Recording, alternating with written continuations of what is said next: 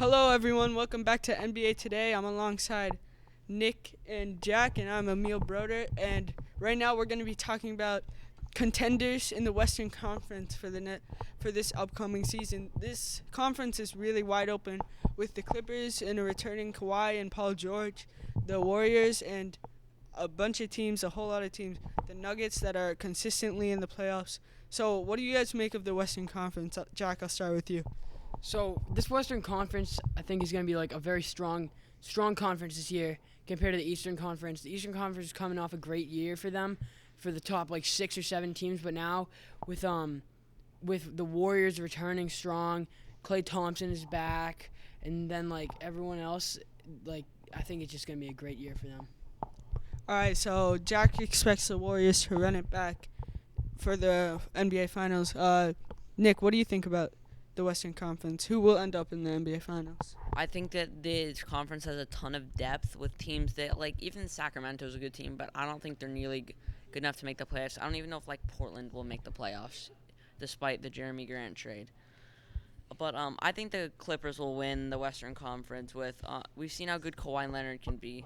Paul George has had a really good playoffs in 2020 and 2021. So I think they're going to win. All right, so we have breaking news coming in. Greg Popovich has retired from coaching and will begin seeking opportunities to work as a general manager.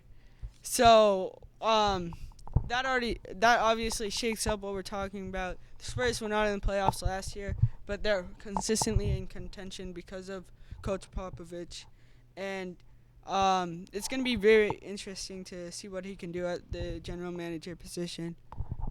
I think he should have stayed in his coaching position because he's such a great coach, and I don't think it's like the right fit for him at GM position. Yeah, especially coming off of last year, he was the head coach of the USA Olympic team, which ended up winning gold. So he's had a really successful career, and I'm excited for him as he moves on in his journey. Nick, what do you think about this? I think for the Spurs, this means that they're fully embracing the rebuild after trading away DeJounte Murray. I expect them to like go all in on tanking this year, either this offseason or next offseason. They're definitely gonna try to get a good head coach who can help develop their guys for the future. And for Greg Popovich, I think that a lot of teams would try to get him as the GM, simply because of like his experience that he brings to the table, and he knows what it takes to win. So he could bring in a bunch of players. He could help recruit players to help a team win a championship. Yeah, Popovich's knowledge for the game is really incredible. So let's talk about how this impacts what we were discussing.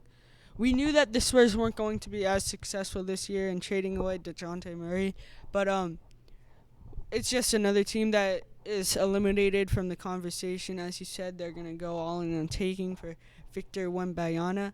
So what do you think about this shaking up the Western Conference?